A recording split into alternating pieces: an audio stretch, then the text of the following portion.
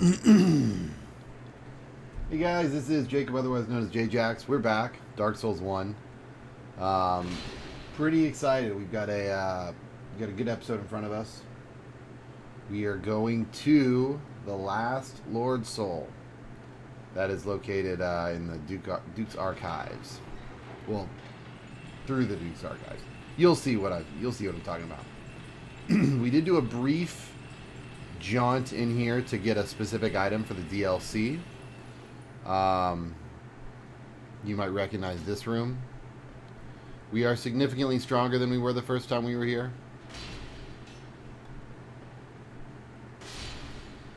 Case in point.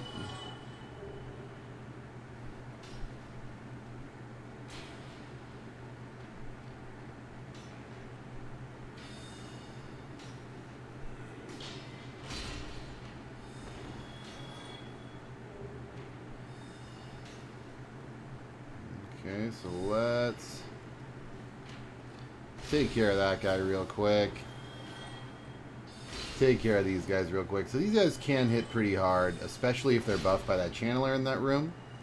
You'll notice that channeler buff he had.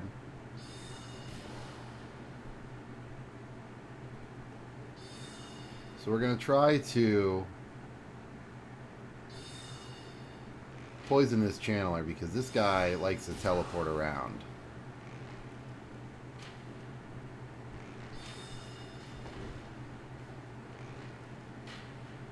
So see, he's gonna teleport elsewhere. No, he's just buffing people. So the reason we like to poison him is because he's gonna start a thing where he wants us to chase him around the room. And we're not going to do that. We're just going to let him die of semi-natural causes.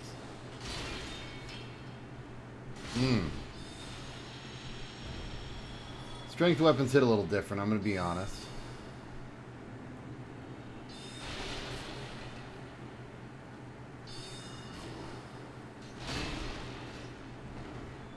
Specifically a little bit harder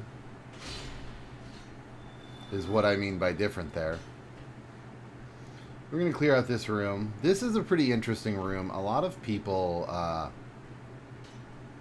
kind of mentioned earlier that a lot of the architecture for specific areas have real-life inspiration. This is one of the very few where it's pretty clear that it wasn't real-life inspiration. I know that Miyazaki himself has kind of mentioned how similar this area is to, of all things, Hogwarts.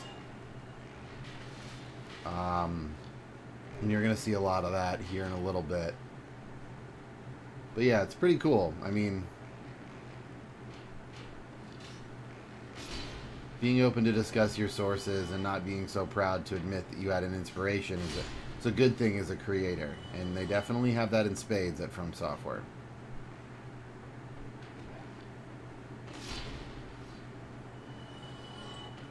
Okay, so just going to try to clear this room out. A lot of these little crystal guys running around. Here is the elevator to the next area. So there is a required death. The only required death in the game, in fact, coming up. There is 100% a speedrun strategy to skip it, as well as a good chunk of this area. I want to show it off, but I also want to show the scene where you have to die. So I'm kind of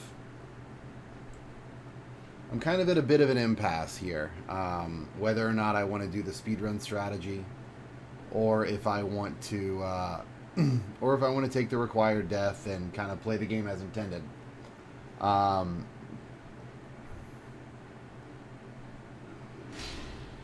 I think I'm going to try the speedrun method once or twice. It does require a pretty difficult trick. I don't know exactly how difficult. I don't think it's like frame perfect or anything like that. But I know that it's pretty tight. It's definitely an easy trick to miss. Unless they've come up with like some, shortcut for doing it. Every time I've ever done the trick, it's been known as an easy one to miss. So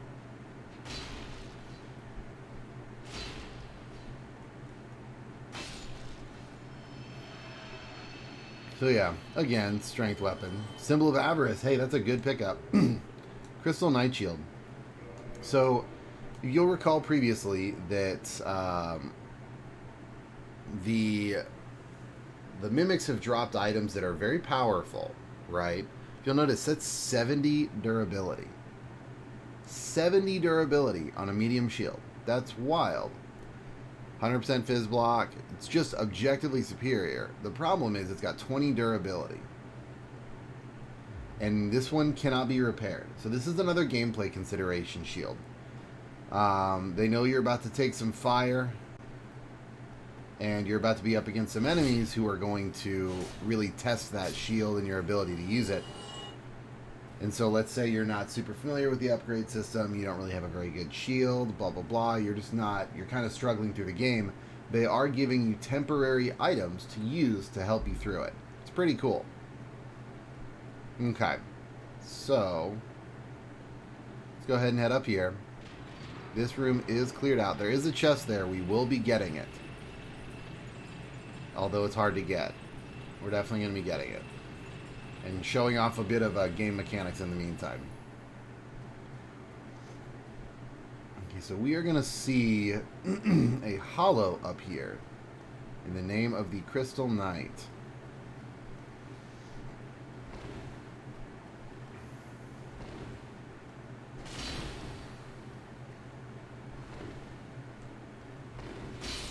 He does have, he can parry you. He does deal a pretty comfortable amount of damage. He's not an easy fight, although I made him look kind of easy. So we're going to run up here real quick. There are some crystal lizards to get, and I do want you to take note of the just the overall crystalline nature of this area. That is actually plot significant. We will find out, or rather we likely have already found out if we were paying attention to the lore, that Seath is associated with these crystals.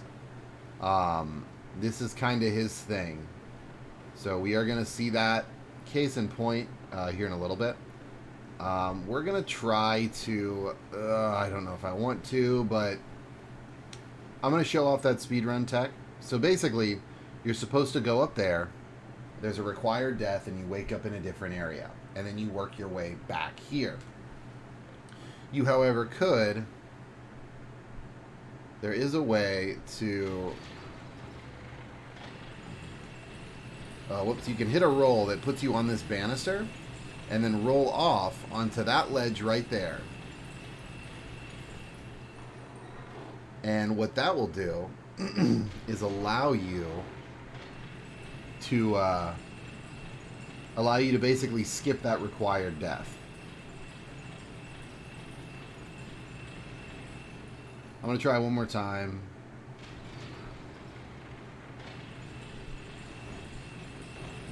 Oh, nope, I missed it. Yeah. So we're not going to try too much. I mean, you guys understand what it does. I'll show off the end result once we arrive there.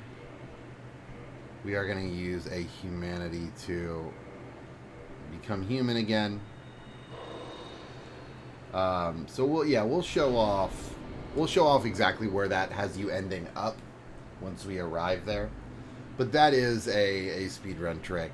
I'm not amazing at doing it, honestly. I've only done it a handful of times. So there's a distinct possibility I'm doing something wrong, but you can easily enough look into that. It's just called Duke Skip. And it skips a good percentage of Duke's archives. But in the favor of showing off all the content that this game has to offer, we are actually going to be doing that. So, that channeler is back, because of course he is. Oh, I forgot about that guy.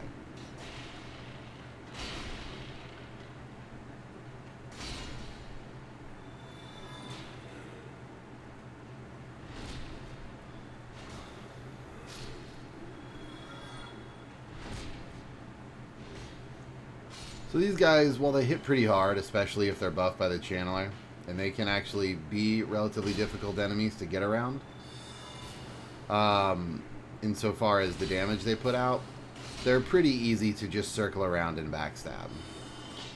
I mean, their attack patterns are not particularly complicated.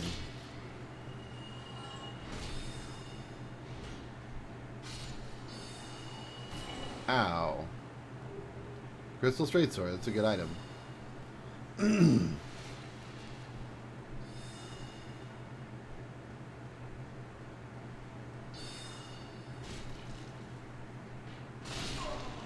Oh no, we died. What hit us? Oh, did we get hit by an arrow? Damn it. That's obnoxious. Okay, I probably shouldn't have played around and tried the Duke skip before I got a checkpoint in here. This room tends to be a little obnoxious. At least for me. Because I try to rush through it, and that's kind of a dangerous thing. And I might have brought this up earlier in the series, but there are multiple ways to play a Souls game. There are two successful ways to play a Souls-like game. One of them is to go super slow and meticulous, and to kill everything with the greatest of care, right? And another way is to just run past everything. Both of those ways are successful, generally, if you know what you're doing. I mean, obviously, there's going to be mistakes that can be made. But generally speaking, both of those ways, you'll find success. It's when you kind of do the middle, when you try to, like, kill some enemies, run by some enemies, and it's like a, you know, that's when you're going to run into trouble.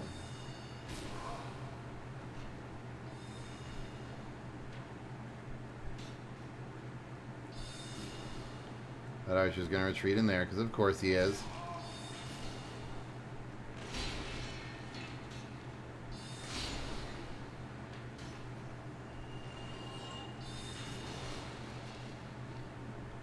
I wonder if I can just chuck a big old fireball at this guy. How do you feel about that? He's not a fan.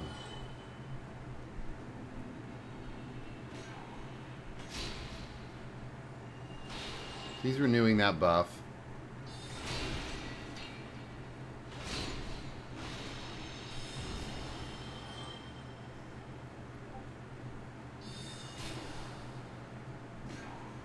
And especially if these guys are buffed, they can hit like trucks. I mean, these can be some truly dangerous enemies if you're not careful.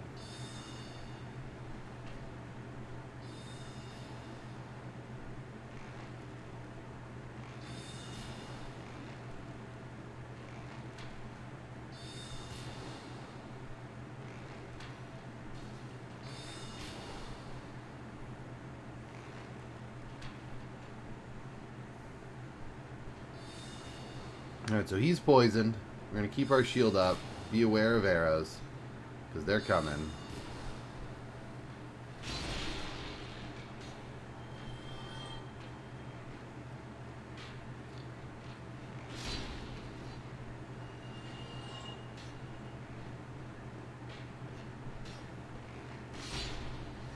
Alright, there we go. That's a little better. Ow, I put my shield down for literally a second to recover stamina, and I ate an arrow in exactly that moment. That was kind of funny. Okay, so, and we're back. We're not really going to bother with healing. There's really not going to be any enemies in between us and our required death.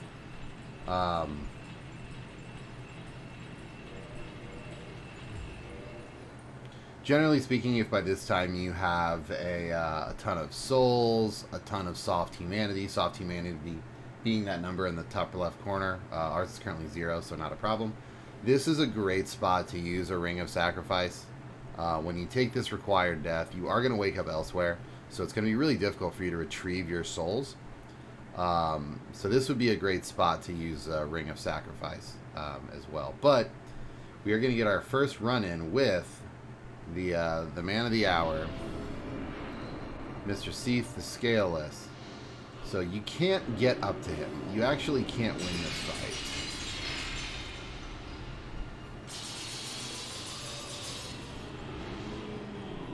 It's designed to seem winnable. Like, you actually can... I don't know if you can damage him. Yeah, you can't even damage him.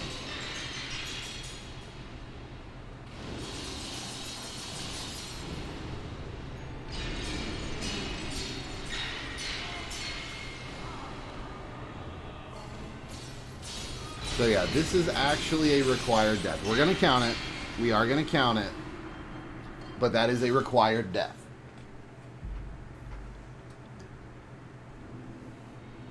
So if you notice, again, we wake up in the Duke's archives. I wonder if we can just warp out. Bonfires cut off from others cannot warp. Interesting. That's kind of what I thought, but I wasn't 100% positive. All right. So we are in a prison within the Duke's archives. You can see now why I didn't really bother to heal. So the way out is actually kind of funny. So this guy right here, we can kill him through the wall, and he's actually got extremely low health, so he can be killed very easily. You don't have to have a big great sword and swing through the wall. Apologies about this noise. This tune wakes these creatures. I believe they're called Picasas. And they're going to start just flooding up the Duke's archives, the prison. And as you can see, even the guys guarding it are like, we got to get the hell out of Dodge. Like, they will... Like, they're going to stop to fight us, but they don't always. Actually, this one didn't. So see these staircases? These Picasas are going to start flooding up the staircases. And generally speaking, you got to assume something's up. I mean, there's a reason that the actual guards of this jail are like, let's get the hell out of here. But they're not all that difficult.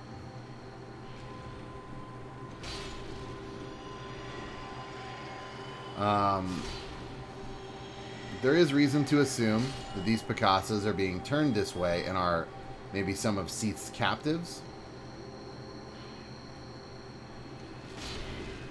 There is a reason to assume that, and we're going to see that here momentarily. We're just going to kind of work our way down here. There is a lot to this room, and we are going to explore it a little more thoroughly, specifically all these cages. But right now, my primary goal is to turn that noise off.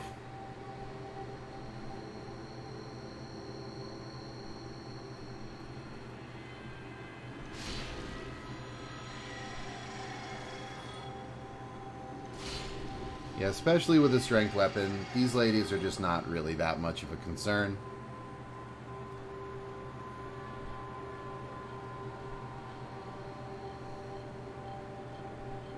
That having been said, they're significantly more docile if you're able to turn off. In fact, let's try... I'm interested to see. I'm going to do a lap around here because that's up there. That's what we need to turn off. I'm interested to see if we do a lap and climb up there and turn them off if they become docile.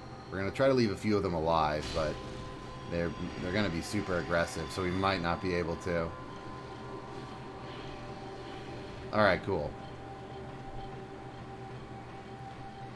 So we've got a bit of a fight up here, too. A couple lizard people.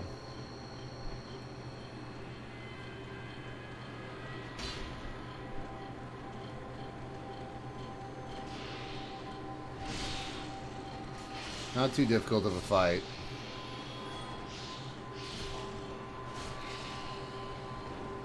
With the minor exception of the fact that I'm about to die.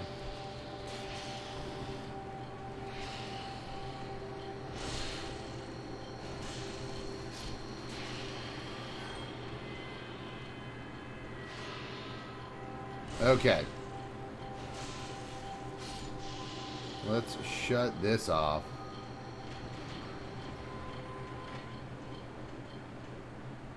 So that noise has stopped. We're going to see if now those Picasas are more docile. Archive Tower Giant Door Key. So we have not been keeping up with Big Hat Logan's storyline. Where did those Picassos go? Did they return to their cage? I think they did. You'll notice now their attacks are a little different, and they're just a little more docile. They're not charging at me in a frenzy anymore.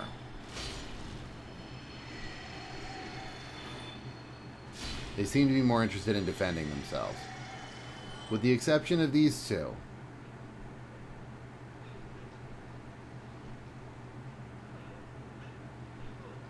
I don't know how clearly you can hear that, but these two are crying. This is our evidence that these Picassos were not born this way. This tends to suggest to me that Seath, utilizing the crystal golems, was capturing people, princesses, maidens, and turning them into these things. Much in the same way that he did with Dusk of Ulusil.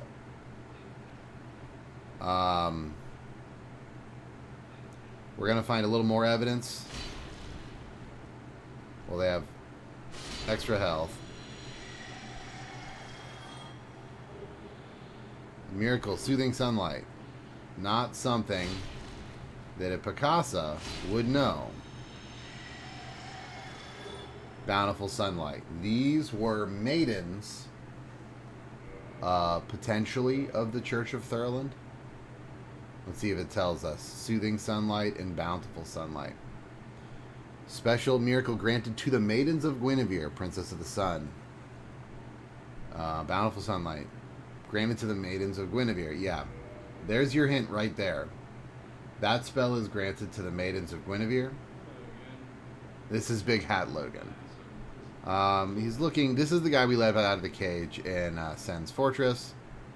We need to get him a key. I thought we just picked up a key. Oh, that's the big door key. Just kidding. So we're going to find his key. It's in this room, I believe. But now that all the enemies are dead, we get to do some right exploration. Or rather, the majority of the enemies are dead.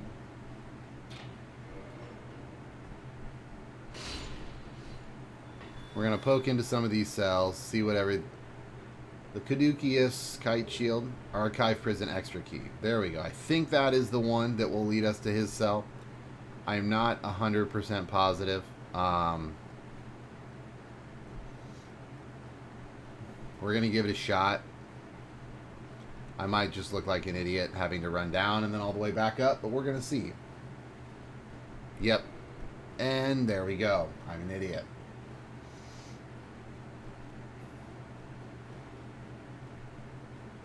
That's alright though. We're just going to keep moving up. There are some interesting platforming bits in this area too.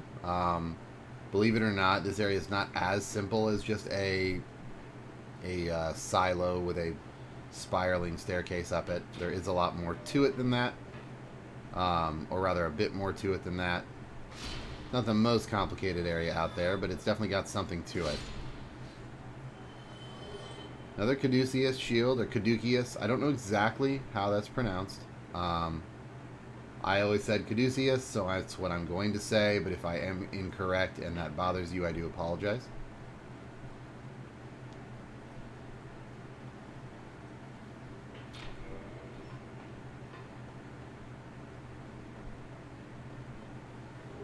Large Soul of a Brave Warrior. There is actually an encounter you can have here, and I'm not 100% positive if we're going to get it.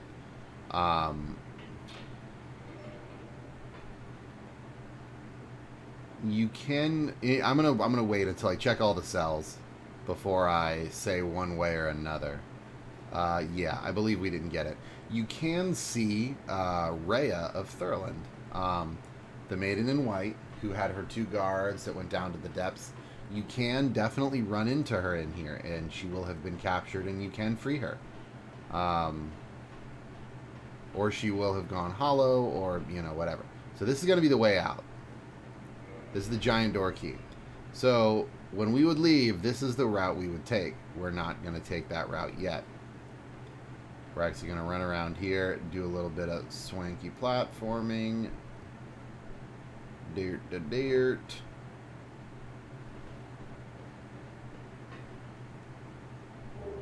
There we go. So I guess so yeah, you can't save her. I guess I misspoke, but that is her corpse right there. She has been captured. That is her. Those are her vestments. And she has gone hollow. I believe you can fight her here in her hollowed form. I believe that's what I'm thinking of. But my memory might be escaping me. And I believe that is it as far as everything in this area. I wonder if there's... I don't know if there's any more platforming to be done in the opposite direction. I don't believe so. But I believe that's it for the area.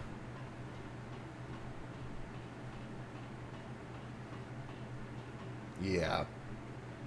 Yep, and it just drops down there. So that's pretty much... These are the Duke's archives. Seif has kind of made himself known as a lover of knowledge.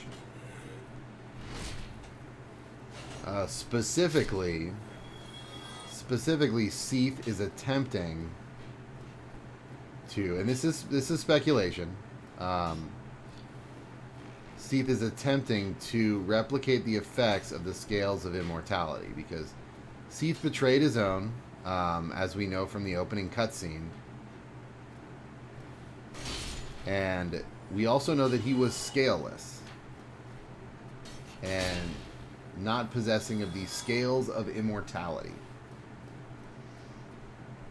So the assumption there is he is attempting to replicate said immortality using magic, crystals, sorcery. So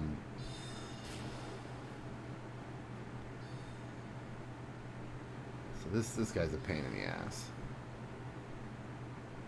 Let's see if we can't. Perfect. Get poisoned. Amazing. Poison arrows, guys. Buy them. Hold on to them. In fact, we're running low on our poison arrows. Like, there's no character out there that shouldn't run some poison arrows. They're just so helpful. They're just so helpful.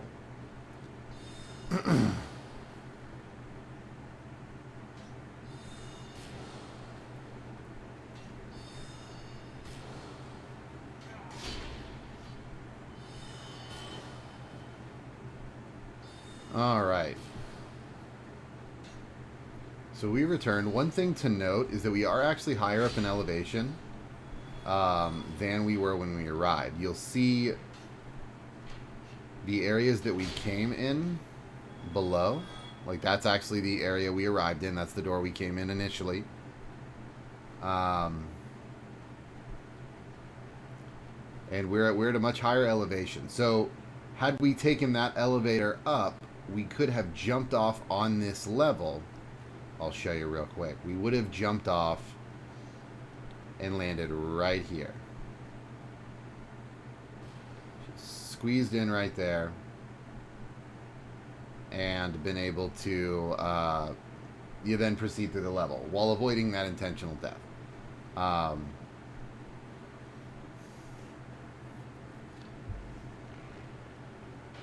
We're going to clear out the rest of this room before we interact with that set piece.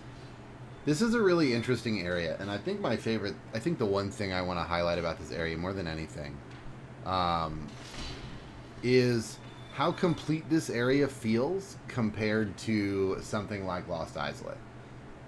I mean, there's set pieces here, there's lore here, like, this is not just a pool of lava and a bunch of copy-pasted dino butts.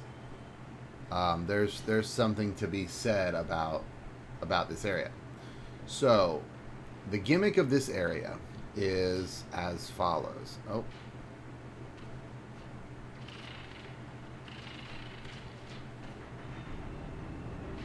The staircase rotates, giving you access to a different upper level and a different lower level. Pretty cool. There is a bit to say about how they program this game, and I'm going to touch on that here momentarily. But we're just going to keep working our way through this level. That guy's lost.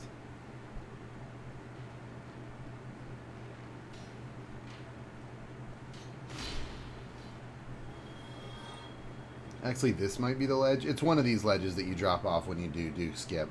But you understand the premise. No need to belabor the point. So, what is all that blue down there? That's wild.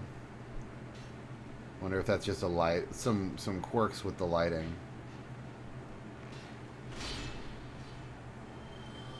So the goal here is to get to that side. That door right down there. And so we should be able to just drop off. But we're not going to do that just yet. I know I keep saying that. There's just a lot to show in this area. This is a pretty cool, pretty well fleshed out area. So if you recall that treasure chest down here, we mentioned getting that later. We're going to be doing that. And I'm going to show you a bit of how the game is programmed. So in this game, your position saves on the last stationary tile you're on. So like this is a stationary location. This is not. Your position is not being saved right now just so that you don't load up and then fall to your death, right? So what we're going to do, we're going to stand here and we're going to run around and let the game register that we're here and here's where we are and blah, blah, blah. We are going to flip this switch. Mind you, the world state is saved, but my position is still there. This is a moving platform. My position is not being updated. So we are going to quit the game.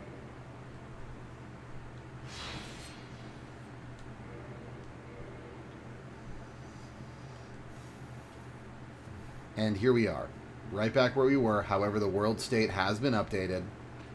And we are now on the opposite end, a previously unachievable world state, where we are at the edge where the staircase is not. This gives us a unique opportunity because we now are able to make a jump for this chest.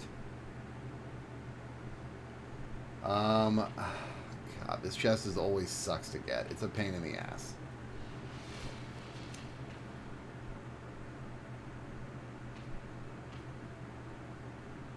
Okay. You just want to walk off. That's the thing, is that the thing about this is you just want to walk off. There we go.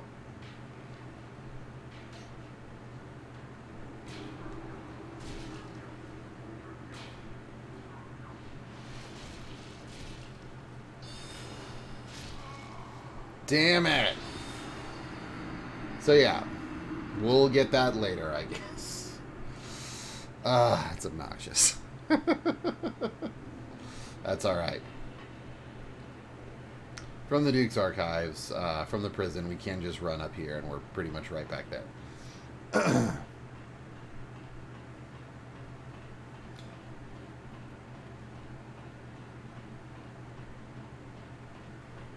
One of the benefits of taking advantage of Duke Skip is that since you don't have to die in between both of those areas, you can kill all those enemies and they stay dead, which is kind of nice.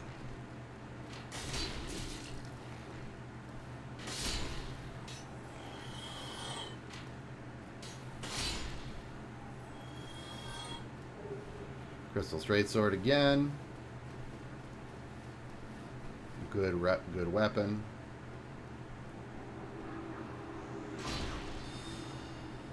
Sit down, buddy.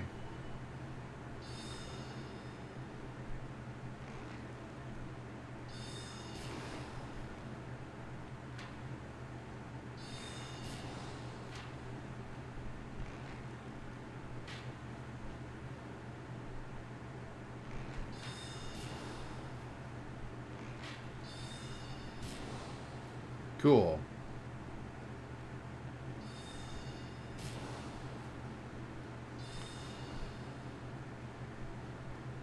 Alright, so...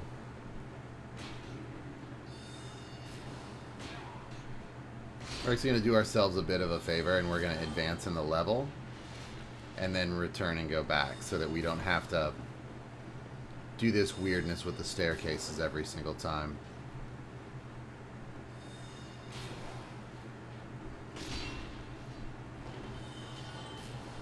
Oh wow, that was a really lucky roll to dodge that arrow.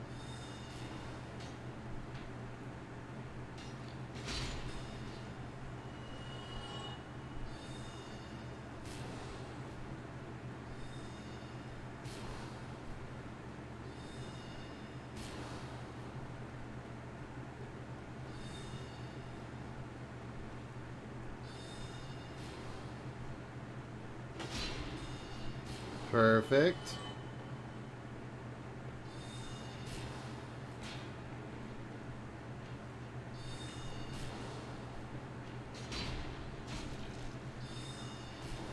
It's just a flesh wound.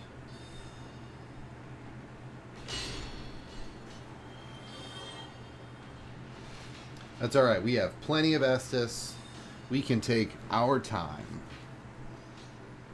That's kind of one of the things I really do like about kindling early and getting that 20 Estus, because it's just so... I greatly prefer taking my time through these areas and exploring them thoroughly. To me, it just seems like a much more fun way to do it. There are situations where you want to run, but now isn't really one of them.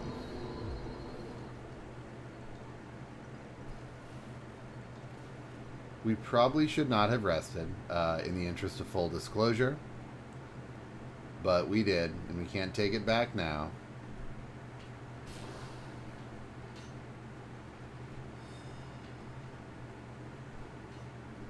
There's a floating book right there. I don't know if it was just something that it was supposed to be sitting on is not available or whatever, but I wanted to show off the floating book.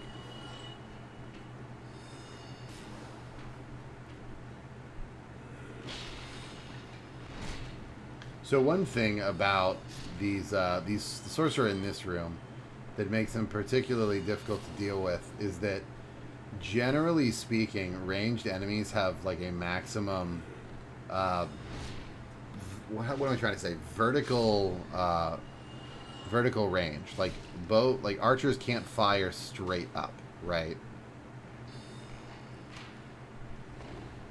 And however, this guy can cast spells that way. Oh, damn it.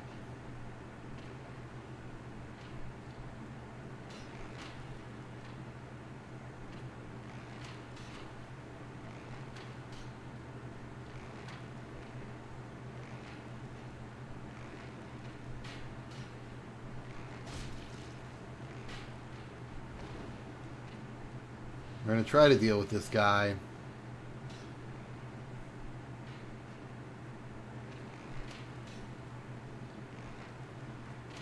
Doesn't look like he can be poisoned. Do we have any other arrows? We have large arrows. Okay, so that's not bad.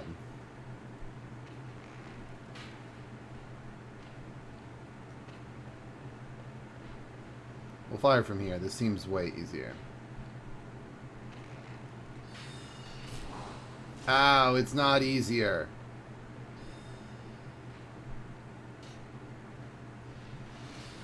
Just have an arrow directly in my chest. Not a big deal. That should be, I should be able to recover from that.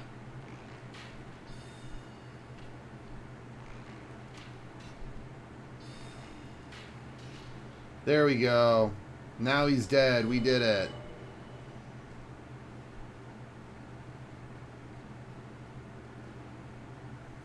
All right.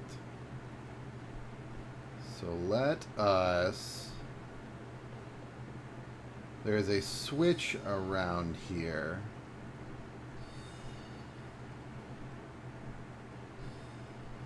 I believe it's around here.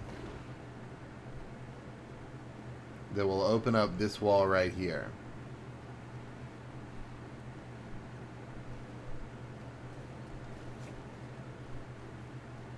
Either way, we'll find it. We'll find it. We're going to do some more exploring in the upper levels. I honestly might be misremembering this sequence because when I play casually, I do Duke skip. So I kind of just run out and I don't really bother exploring this area. So I apologize in that regard. I could be significantly more researched in that way. But I'm not. Oh. Guy got close.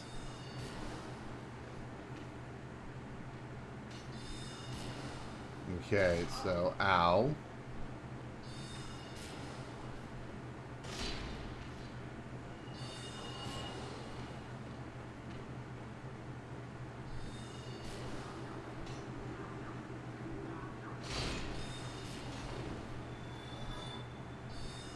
Okay, so this is where we want to shoot this guy.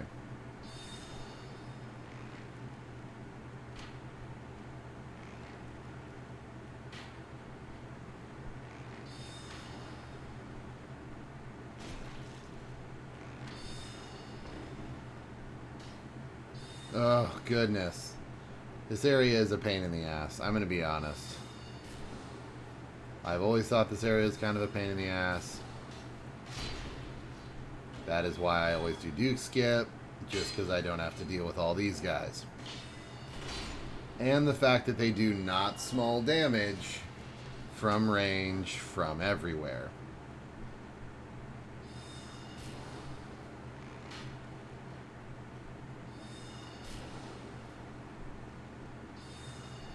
Ow.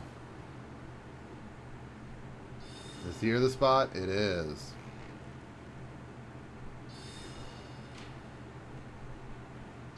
Damn it. Large arrows. Go. They're doing nothing. It's almost like I don't have any dexterity. Okay. So poison's not going to happen. That's alright. We need to buy some more poison arrows. And I'm talking big time. So there are our souls. Back there. We are going to go retrieve them as soon as we set up a system where we kind of unlock this level. We're still segmented off in the first section and the latter section. So we do want to fix that first.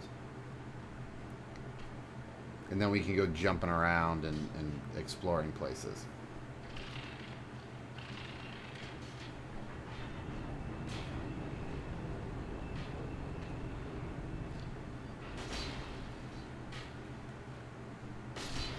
Alright, cool. So the way this level is designed, it actually seems significantly more complicated than it is. It really is just 2 rooms in 2 levels.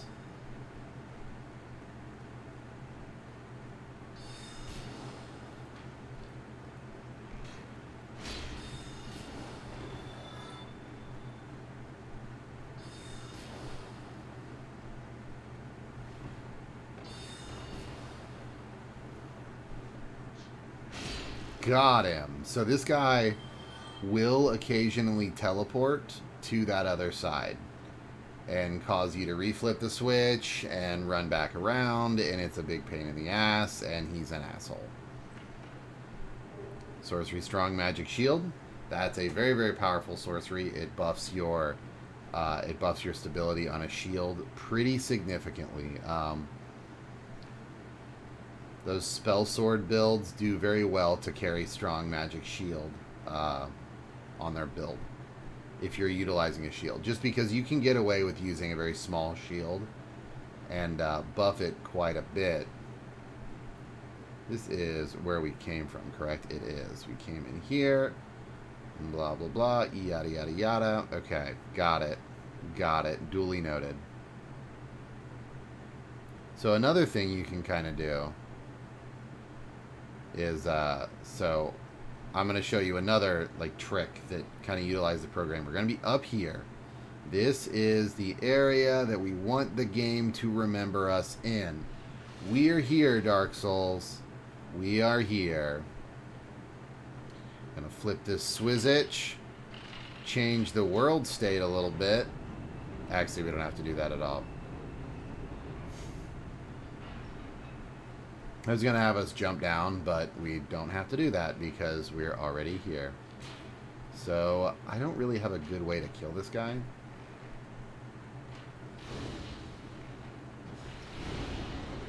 Just kidding. That was a pretty good way.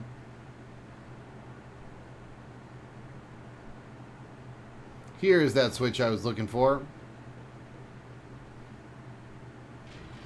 Cha-ching. And we've opened up the archives. So now, from here, we can cross and travel down to this additional bonfire. So there's a bonfire right at the bottom of this ladder. So we can climb up, and I'm going to kind of bridge the gap from the first room to the second room just to show you, give you a little bit of context of where we're at.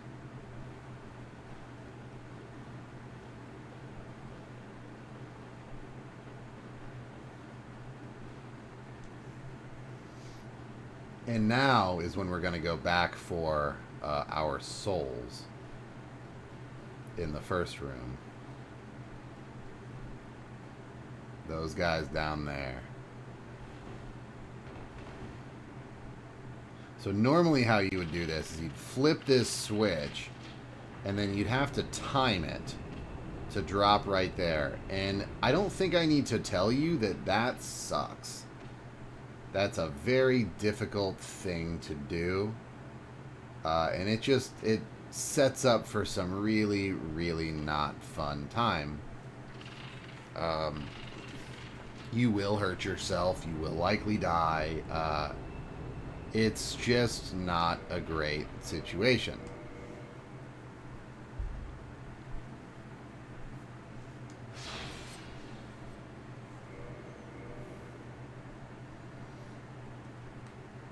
Alright, so we are going to try to attract the attention of a few archers, which is regrettable. But we're going to see if we can't just run in, grab our souls, grab that item. Just walk off. No big deal.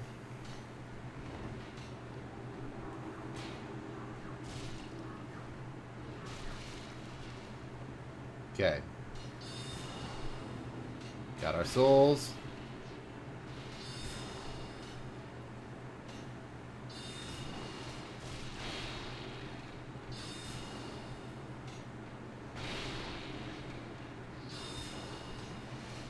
Okay, we're good there.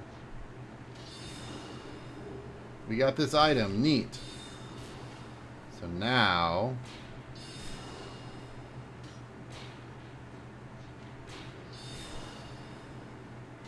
get out of here. Oh God, the chairs.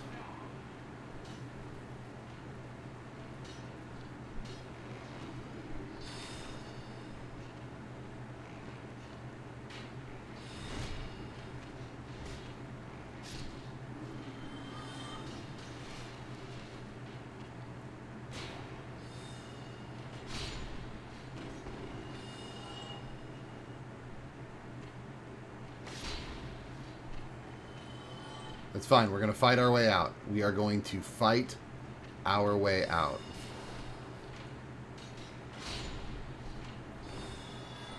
We've been in worse situations, likely in this playthrough even. There's a longbow. Let go. I mean, we already have one. Maybe even more than one. But, you know, it's a thing.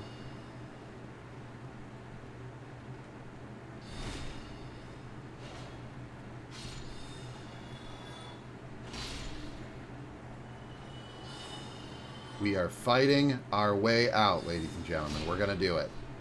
We're going to wipe the Duke's archives clean. We are going to escape with our lives intact. There's no way that I could be that I could be jinxing that. There's just no way.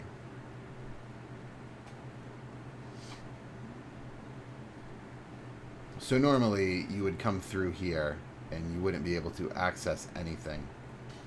But now this way is open.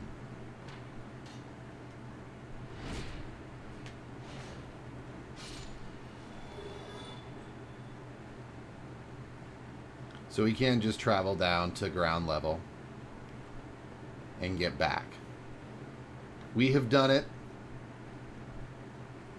I do want to rest at this bonfire and maybe kindle it. No, I'm just going to rest. Wow, we can't even afford a level. Goodness. Let's repair our equipment at least.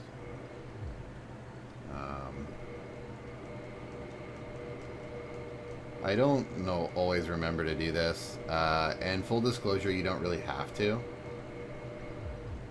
It's kind of a half-baked mechanic. But, yeah. That's all I'll say about that.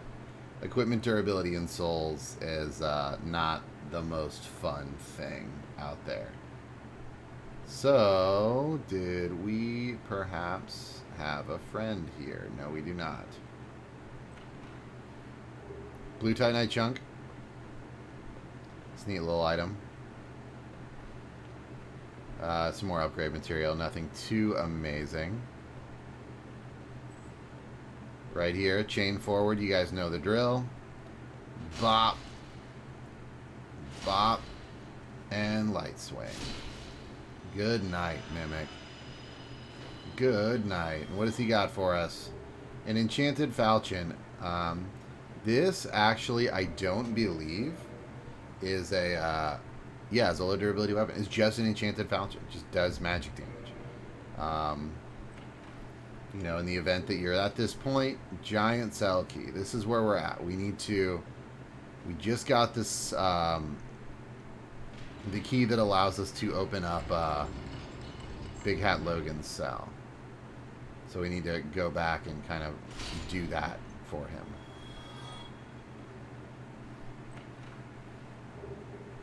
Some prism stones. They're very important later. I'll show you why.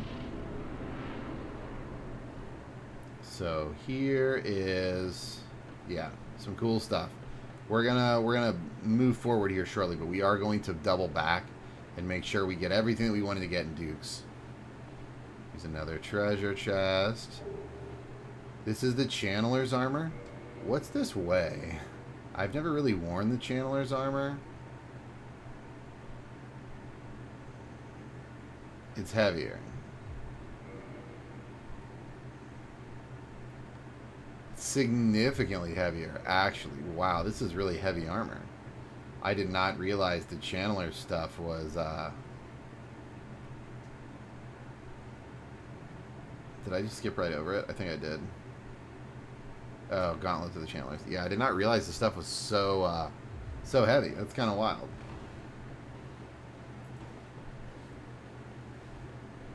Okay, so, nope, nothing. Nobody here. No particular reason, just curious.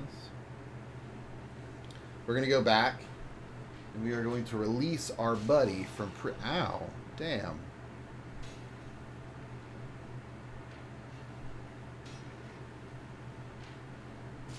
Can you not?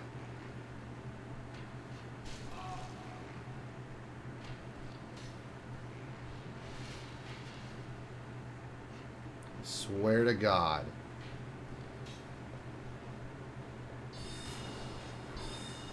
So we're just going to do the run, as we are often wont to do. Ouch. That is an off-balance attack. I got hit with an arrow by an empowered archer while I was in the recovery animation for an attack. You can see how this damage stacks up very, very quickly. Very quickly. Oh, this is... the other side is where we want to be. Okay.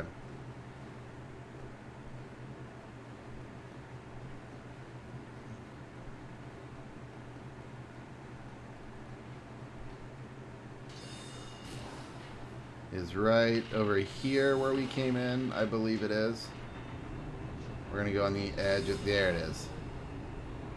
Hi. Ow. Okay, we're just going to leave. We're just going to leave. I'm not going to mess with that. If we're under fire, I'm just going to get out of here.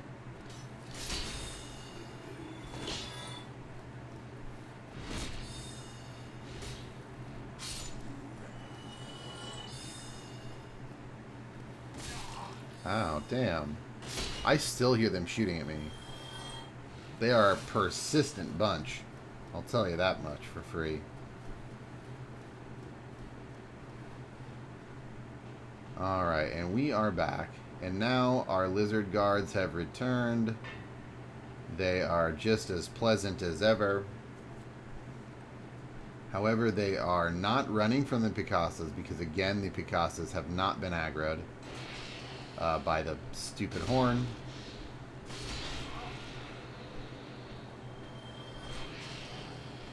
So there's a lot of weirdness with getting backstabs and ripostes on slanted areas, on like staircases. Oh, here, let me... So it's kind of noteworthy that you can reclose these doors, and I know that seems like a very moot point, but I tend to like to go through and do it because what it allows me to do is get through this area without the risk of these crystal soldiers coming out. Yep, you're not a concern. Once you've thoroughly explored the area, there's really not a whole lot of reason to have those open, right? So these Picassos, now not aggro, just, you know, very, very passive. They're going to defend themselves, as creatures are wont to do, and they're still dangerous. They're still extremely dangerous. But you notice they're not chasing us. Again, more evidence that maybe they weren't evil or aggressive in life, but in fact were just turned into this and driven mad. And you'll notice those ones in the corner are no longer around. Those actually are unique spawns. Kind of maybe implying that that they go through a transformation process and receive the undead curse, you know, which is what the state of being that our character is currently in. It's actually the in-lore reason why we can't die permanently, and it's kind of what Seath is looking to replicate in himself. I mean, we're not an example of true immortality, for sure, in the way that that dragon was. Heyo! I must be sure to repay you. I visit the archives. I discover new spells. I shall share them. So he is... This is literally exactly where this guy wants to be. He wants to be in the Duke's archives. That's his goal in life. We're just going to teleport back. We are not going to fight our way back there.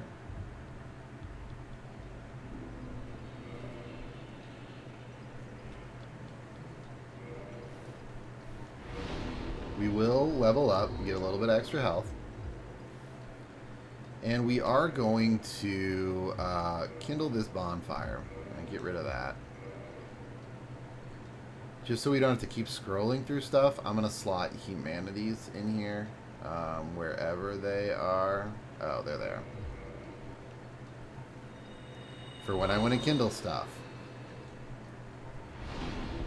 Kindle. Can I kindle while hollowed? I need to reverse hollowing? Okay. Well, we've actually done everything that we want to do with humanity. Kindle.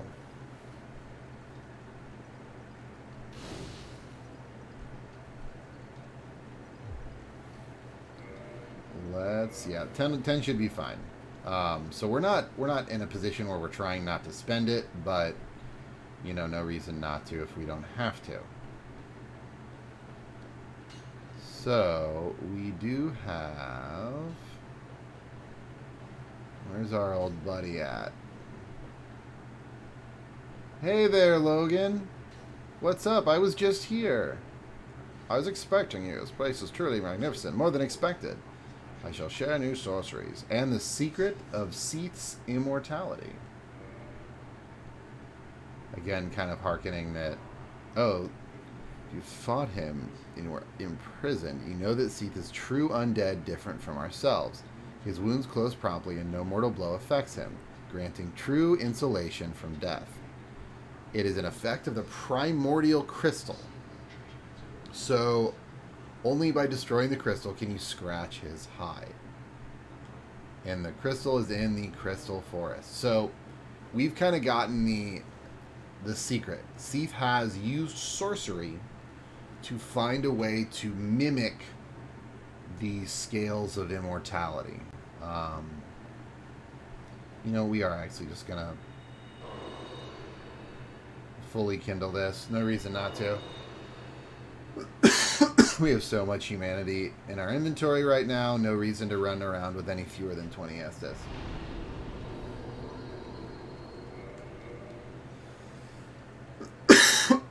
Excuse me. My allergies have been acting up quite a bit, and it's a really awkward time just in the wake of COVID and everything like that. It's a really awkward time to have allergies.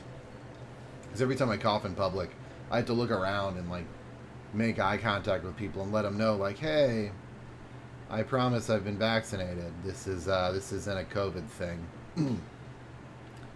I coughed a lot before COVID happened, so don't think too much of it.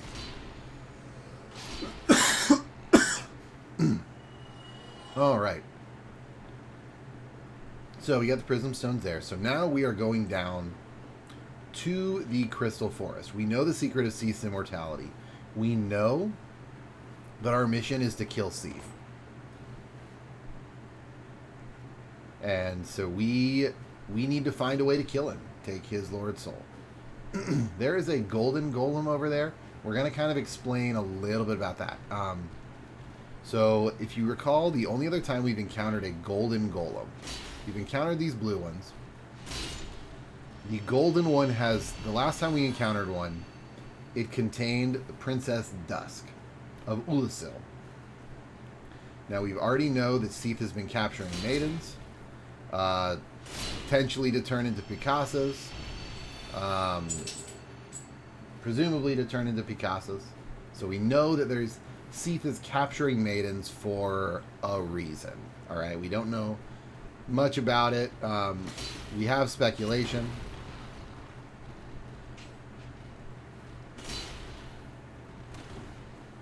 We're just going to kind of take this slow.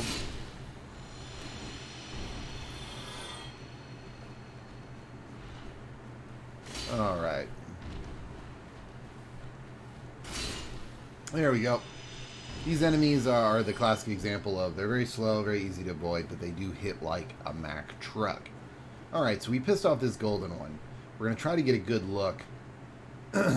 Look on its shoulder, that big old crystal that's sticking out. Oh, are you stuck? Amazing. So we can kind of see a little bit in there. You can't see it super well.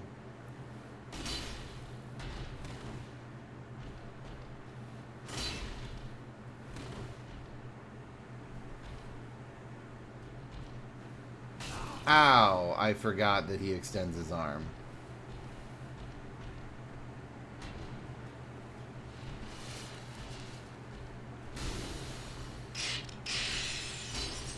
That was some weird audio glitching. Did you hear that? Bye. Hey, who are you? You're not using a great sword. Ziegmeyer? That is a female voice. This is Sieglind. I don't know how I ended up in that crystal.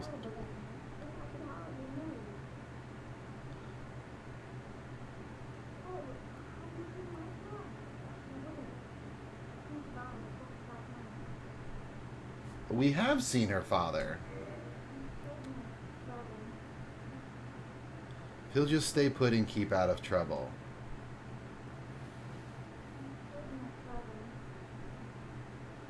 So this is Sieglind of Katarina, Siegmeyer's daughter. We might have run into some situations where we've already done stuff a little out of order, so we might not be able to progress her story any further, but I do want it to be known she is not hollow. She does not have the undead curse.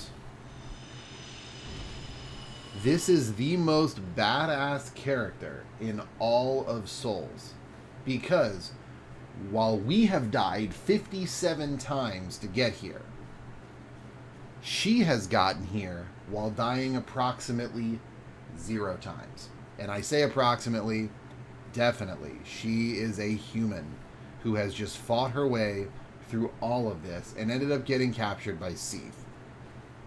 Presumably to be turned into a Picasa, and we kind of, intervened in that regard. Sieglind of Katarina is maybe the most badass character in all of Souls. This is the Crystalline Helm. This is that armor set for the NPC that we fought on our way to our first encounter with Seath the Scaleless. We're gonna take this slow. Generally speaking, I would not advise you to engage all these guys. They take a long time to kill, especially if you don't have a high damage weapon like this. They take a long time to kill. 1,200 souls doesn't really mean anything at this point in the game. But, I'm just kind of trying to do everything. There really isn't a lot of point to doing that. I tend to just run. They do tend to lose sight of you pretty quickly as you enter the Crystal Forest. And the Crystal Forest isn't even a particularly long area. You're not even in there long.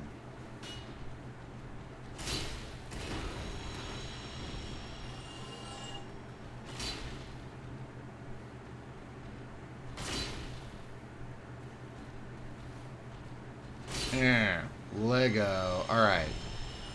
So I believe... Oh, nope. There's one over here. We're going to clear him out. We're going to clear him out.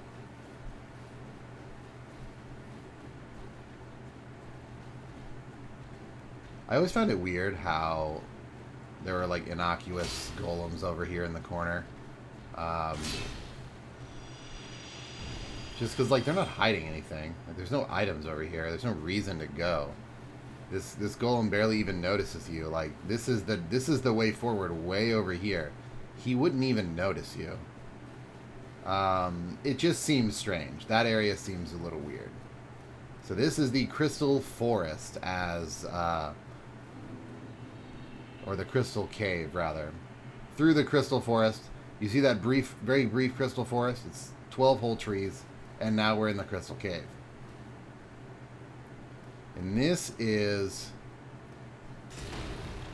presumably Seath's inspiration for his brand of magic and sorcery in an attempt to extend his own life. Whether or not this is a natural formation, I'm not positive. There's not a whole lot of... it's fun to think about, right? Did Seath stumble across this? And then, he used this as an inspiration for his magic? Or was this a normal cave that he turned crystalline with his magic? So this is this area's gimmick. These are snowflakes. You can't see this. And you know what? I use the term gimmick very heavily. That is a gimmick. There is a couple challenges where it becomes obnoxious. So in the vein of seeing bosses later in the game as standard enemies, these are Moonlight Butterflies. They have a drastically reduced move pool. They're not going to attack. Honestly, they're relatively docile. This is a developer message. If you notice, we are playing offline. Path ahead. This is a developer message. So we're just going to follow the snowflakes.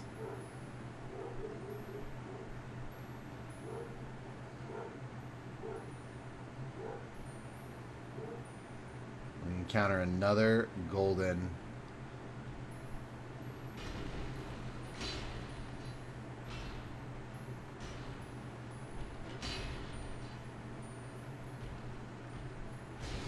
So this is actually a weird area to encounter an enemy in, or a weird encounter in and of itself, because it's just really easy to fall off of this crystal.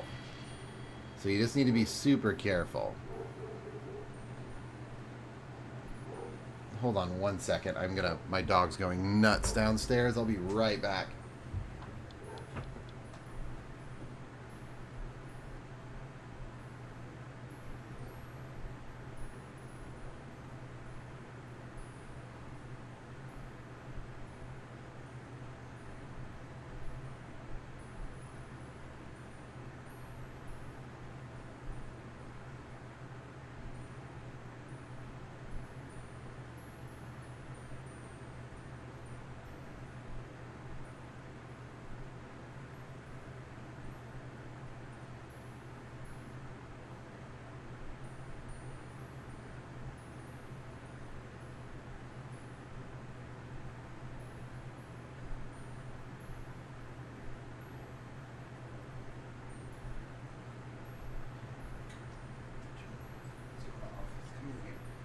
Come in here, love.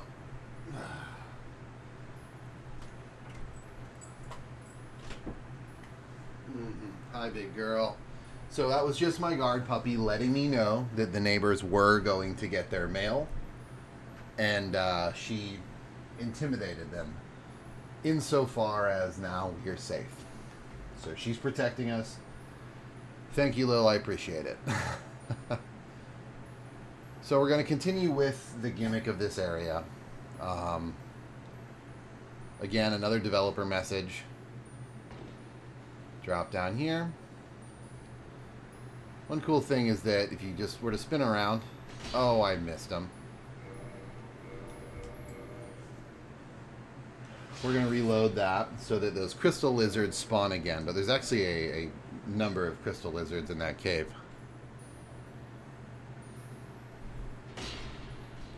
Man, they were quick.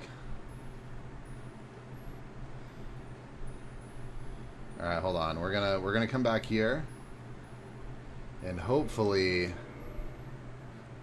they don't run immediately.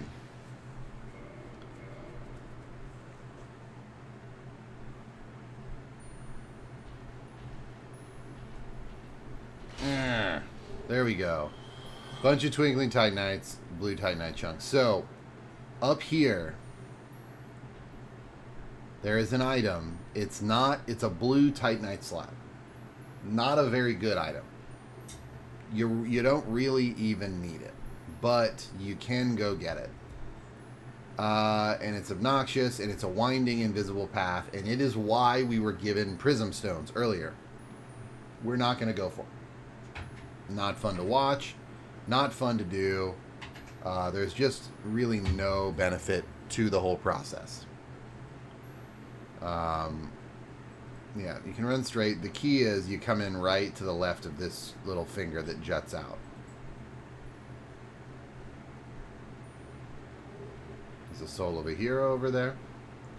Again, those moonlight butterflies are docile. Oh, there's a bug.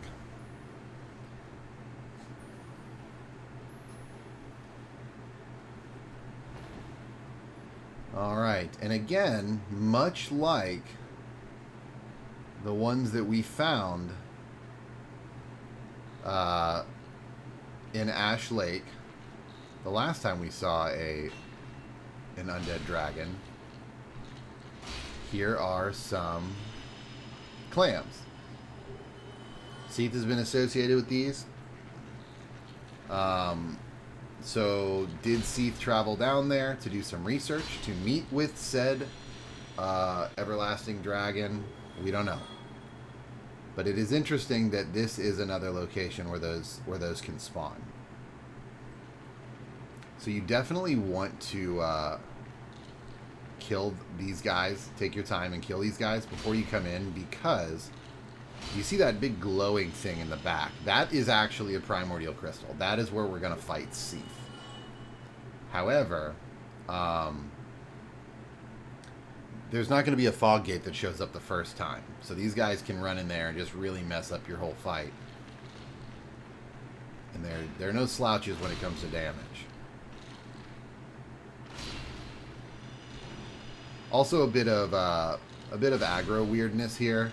If you notice, these were the ones that were in the very back, and there was one in the middle that aggroed after the fact. I meant to point it out beforehand, but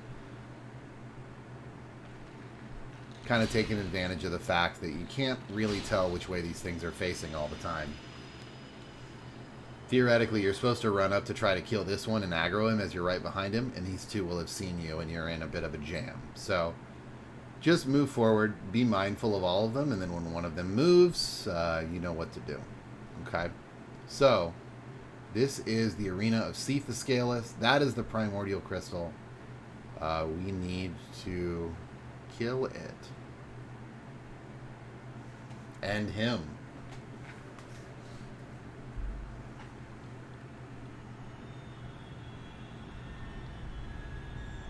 I always thought that was really cool looking, how it was very thin, you know? Doesn't look like a traditional crystal.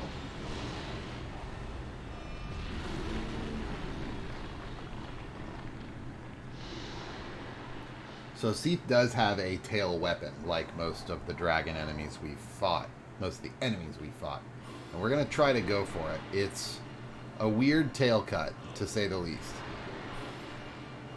Oh, wow. Okay, so we started on the other side. The best way to do this is to draw Seath over here and get him to destroy his own crystal by blasting us with his dragon breath. And whenever he destroys his crystal, he goes into a stagger animation.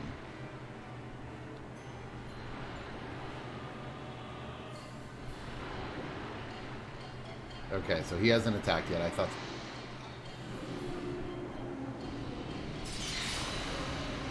Damn it. That would have been the time for me to chop his tail. But his tail is firmly located in the wall. Nice.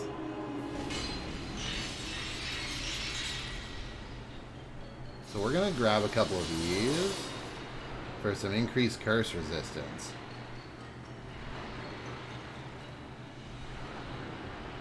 Come here, Seath. Come into the middle of the room, buddy. We gotta...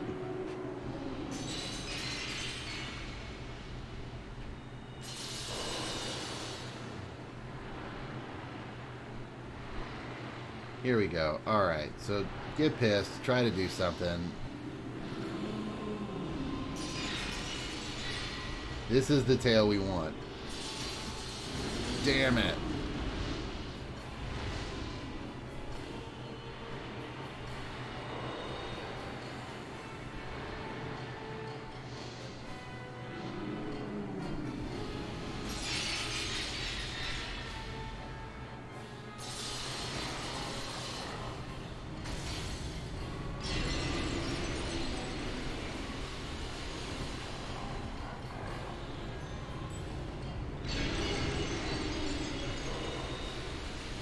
So the reason we're using Humanities instead of Estus for this fight is because Humanities actually increase our curse resistance.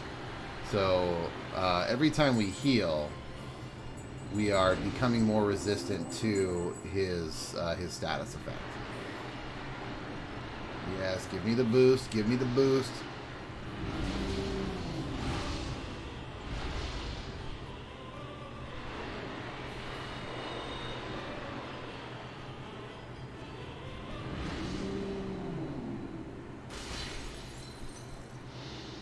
I'm going to lay out a little bit of damage on this guy.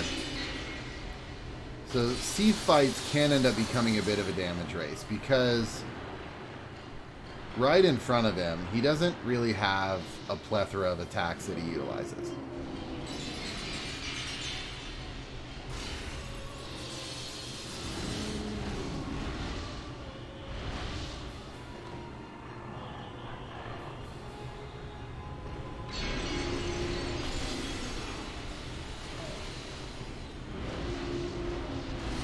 Oh, I'm dead. Damn it.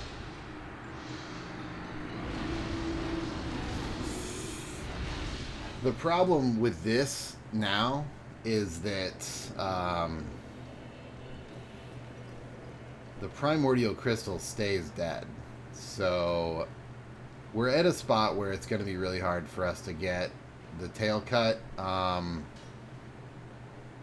not 100% positive if we're going to go for it anymore. You know, just play it by ear. We might just kill Seath. It's honestly not even a weapon we're going to use. It's just a reoccurring weapon in the franchise. So we'll try for it a little bit, but it is not the end-all be-all if we have to kill Seath without getting the tail cut. Just because it really is a bit of a pain in the ass to get it if you don't get it the first time with the primordial crystal.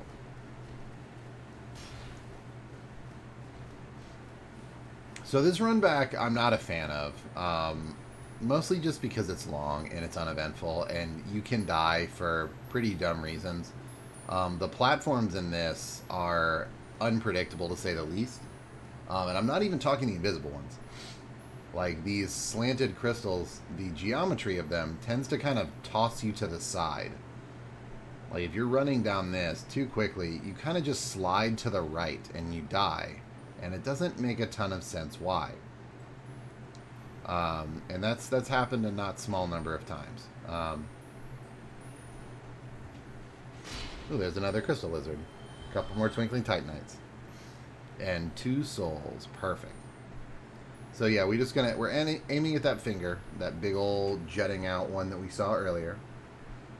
And we're gonna slide in right here on the left. Boom. No problem. So good news is though, now we have a fog gate since we've died. So we can run past these guys. They're not particularly threatening. If you're pretty quick about it.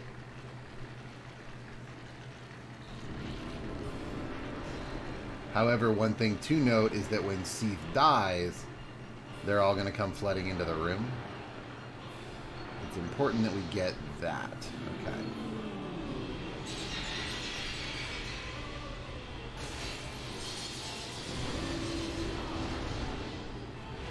Oh, actually, the primordial crystal's back.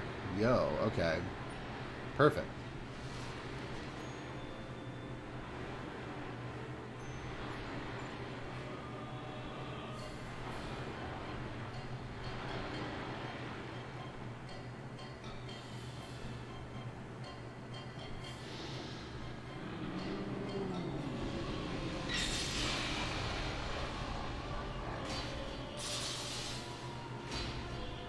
Wait, did he hit it?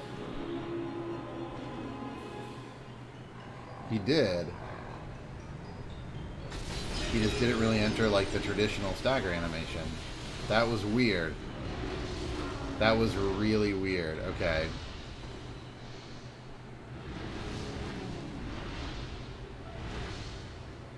Yeah, you see why this tail cut's a weird one to get? Like, how the hell do you even do that?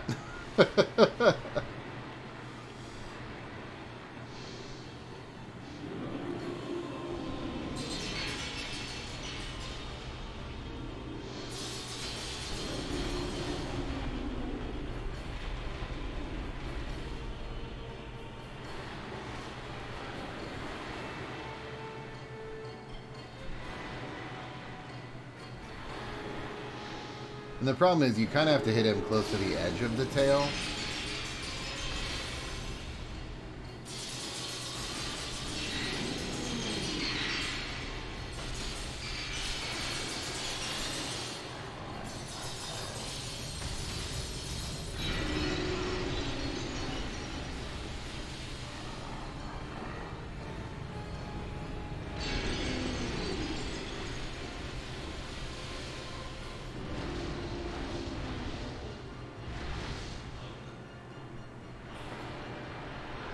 Yeah, it's just a weird fight.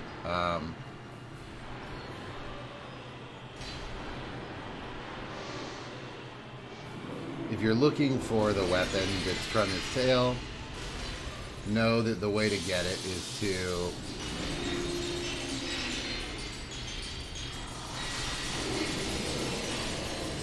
There we go. Know that the way to get it is to lure him into destroying his own primordial crystal. And then, you know,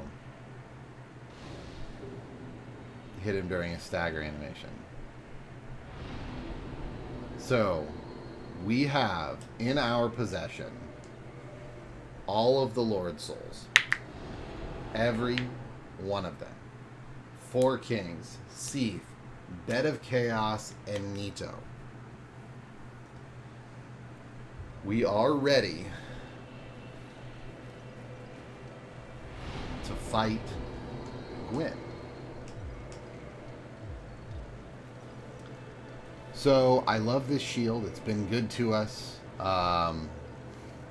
We need to use something else for the big guy. We need... what do we need? Let's use this blood shield. Can we get away without Havels now? We can. Alright. Cool. You probably know why we want to use a shield that can parry for Mr. Gwyn. But we do. We definitely do. Hey, who are you? Oh, we're both managing quite well. Haven't found your father yet. Have you seen him? Where did we see him last? We did. I hope he just stay put. Okay, so interesting that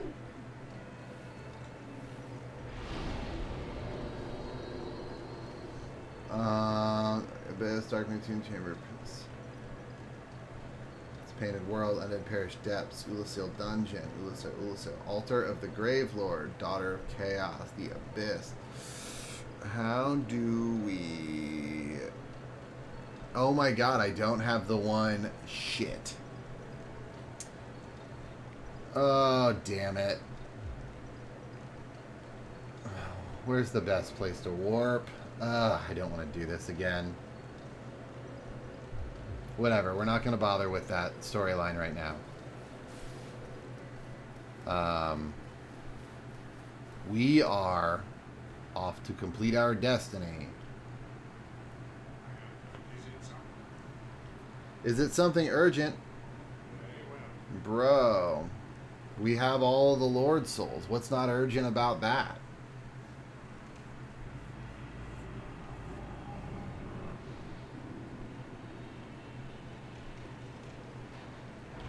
Offer souls to Lord Vessel. We can give it all 4 of the Lord Souls.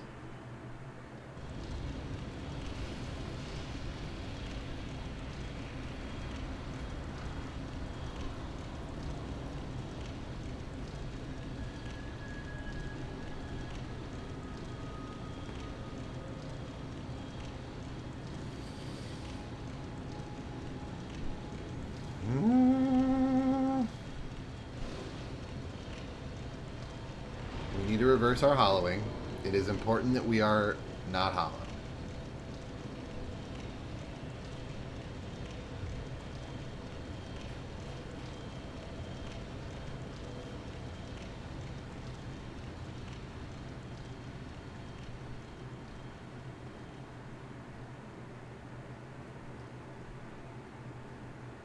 Souls of Knights. Fought beside Gwyn, perhaps? Defenders of Gwyn, even in his place of rest. This is the Kiln of the First Flame. The final area of the game. This is where, when the world was very little other than dragons, and this is where Gwyn kindled the first flame, and life was born, and with light came disparity.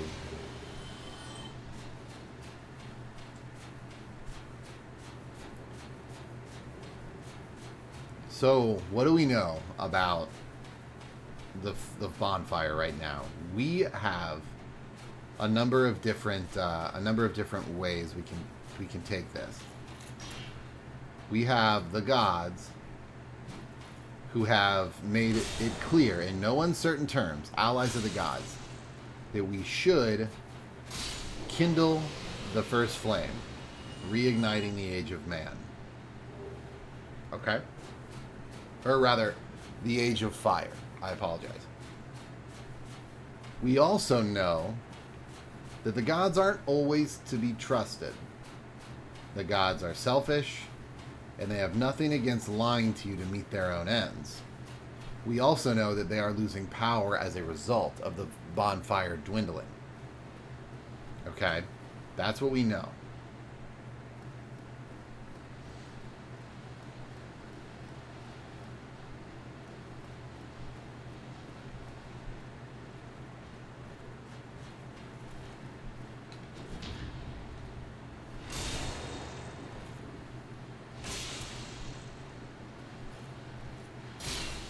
Having a big heavy weapon like this makes this area a lot more manageable.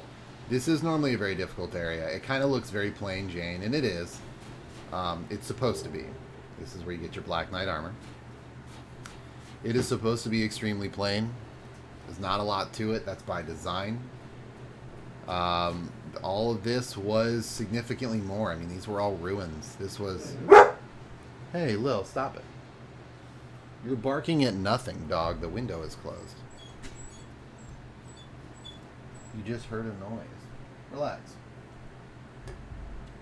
Alright, so this was kind of similar to a Firelink shrine. It looks somewhat similar, right? Hey, calm down, honey. Calm down.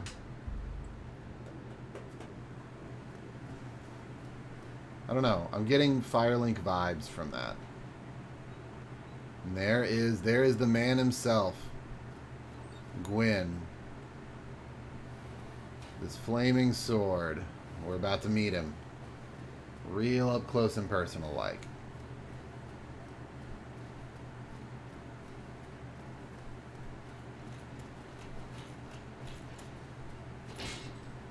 If you're making a point to farm any Black Knight weaponry, maybe for New Game Plus or for PvP, this is a good place to do it. I mean, I know this is like right at the end of the game, so seems kind of a lame place to do it, but for New Game Plus runs and stuff, this is a good place to get that sort of equipment.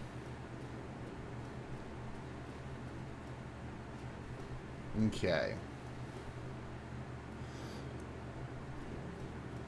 There was a reason we wanted to be human, and I'm not seeing it. We're also going to look at the Black Knight shield. Very, very powerful. Can we fast roll with it? No. Damn, if we could. We might use it anyway. It's a really good shield. Really good shield. That stability is off the chart. 62 for a medium shield is stupid. It's truly stupid. We're going to look for... there's a summon sign here that we want to get. It does make the fight a little different. Generally speaking, parry tends to trivialize Gwyn. I'm going to show off a little bit of that. Parries are very strong against him. Where is... Well, okay. I'm not quite sure what I missed on his storyline. I did rescue him. If you save Solaire, you usually can see a summon sign here. I think I did things in a weird order on this playthrough, to be honest with you. And that's why I'm missing that story beat. But you normally would summon Gwyn for this fight. Or I guess normally you can summon Gwyn for this fight. Implying that maybe Gwyn is you, but in an alternate dimension or an alternate timeline. The multiple universes theory is definitely prevalent in this game, without fail or without question. Alright, this is it, guys. This is the moment we've been waiting for. Gwyn, Lord of Cinder.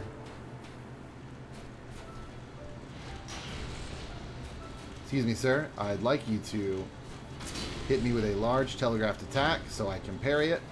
Thank you, thank you.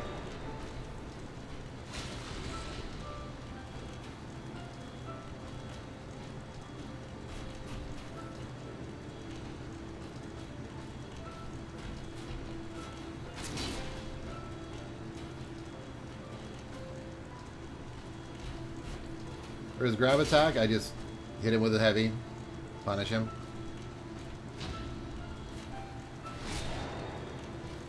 So the parry mechanic wasn't meant to be abused this way. This is kind of what happens when you give your players a mechanic that requires timing. Because players are going to get good at timing it. And they do. This is actually a hard boss if you don't parry it.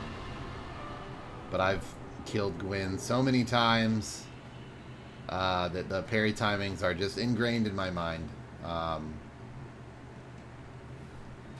Alright. So we have a choice.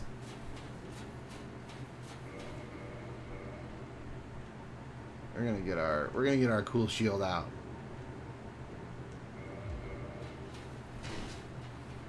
We can sacrifice ourselves, burn ourselves alive.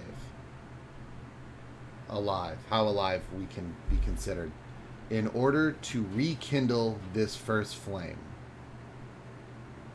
Or we can leave. I was never a fan of the gods, and I think that a lot of people didn't realize there were options here. A lot of people saw this, saw the bonfire, and lit it. And got the ending and went, okay, cool, Dark Souls done. We're not about that. Gwyn is an asshole. And it's time for the Age of the Gods, the Age of Fire, to come to an end.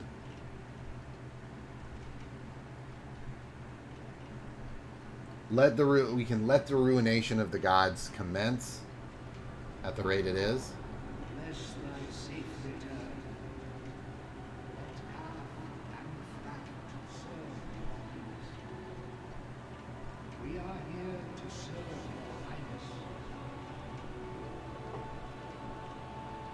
We have Kath and Frampt are two of the primordial serpents that you could have met.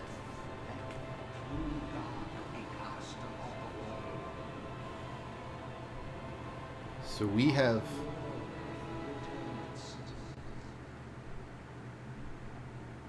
Yeah, we're not going to go into exactly what's going on. However, guys, we are going to, per our tradition, let these credits rock. Okay? I'm going to stay quiet. I'm going to mute myself. We're going to give credit where it's due.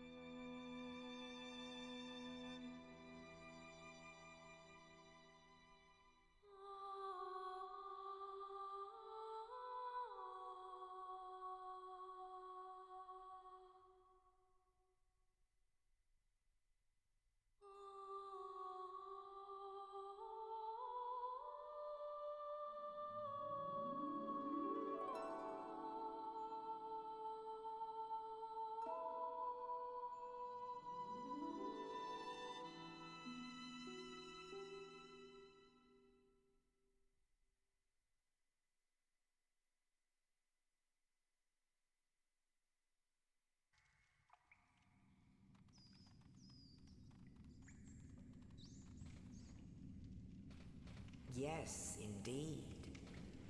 The dark side brands the undead. So,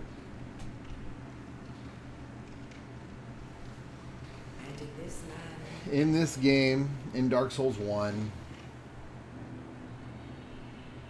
there's no electing to get to the second. There's no electing to start New Game Plus. It just begins. Obviously, we're doing a healthy bit of damage. Here's that guy that we encountered earlier. Or rather, that we fought when we went on our return here. The Stray Demon.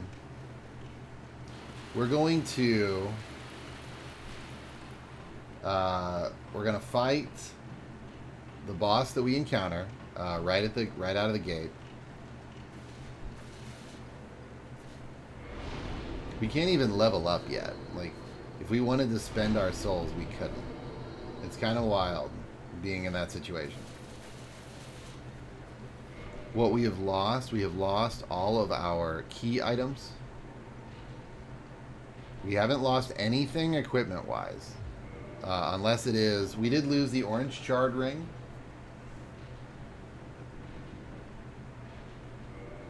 And we did lose the covenant of... Yeah, orange shard ring is gone. The ring that allows us to traverse the abyss is gone. Just anything that would enable additional progress. So this is New Game Plus. You'd think, hey, you'd probably one-shot this boss if you went back and fought it. And you're not super wrong. We are beating the ever-loving shit out of it. This is the weapon that we get had we killed him right out of the box. Demon's Great Hammer. It's a cool little weapon down there. Let's see. It's not great, honestly. It requires 46 strength. Its damage isn't spectacular. We need to get the key. We would need to get the Estus flask from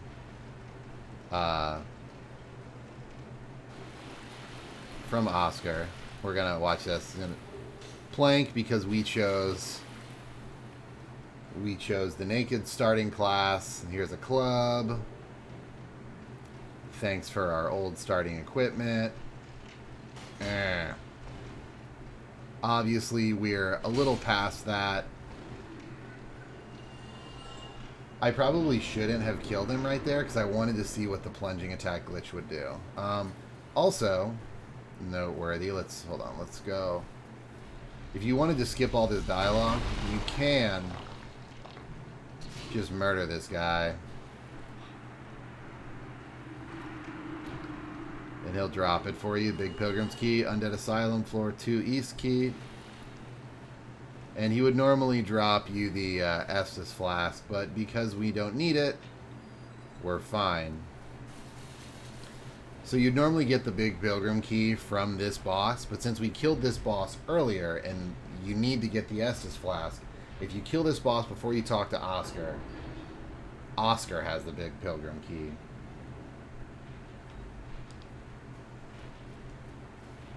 So... let's make our way back out here.